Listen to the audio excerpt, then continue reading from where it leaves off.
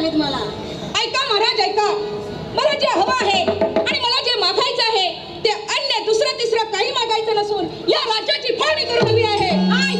चित्रसेन, शुद्धीत तरी आहेस का? पूर्ण शुद्धीत आहे आणि तुम्ही भर दरबारात दिलेला शब्द पाळणं हे तुमचं कर्तव्य आहे. चित्रसेन, मला माझ्या कर्तव्याची जाणीव करून देण्याची गरज नाही. अरे राजघराण्यातील प्रत्येकाच्या शब्दाला वेद मंत्र इतकंच महत्व असतं हे ज्ञात असू दे आपल्याला.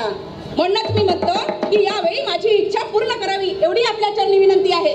चित्रसेन, यावेळी माझ्या पंच प्राणाची मागणी केलीस तरी तो हसत हसत मी तुझ्या स्वाधीन करीन. पण या राष्ट्राच्या फाळणीचा विचार सोडून अन्य काहीही मान नको आहे मला अन्य काही. मला हवी आहे ती या राज्याची फाळणी करून. नाही चित्रसेन, तुझी इच्छा कधीही पूर्ण केली जाणार नाही. महाराज मी अजूनही सामर्थ्याच्या बोलाने सांगतो आहे, मला या राज्याची फाळणी करून द्या.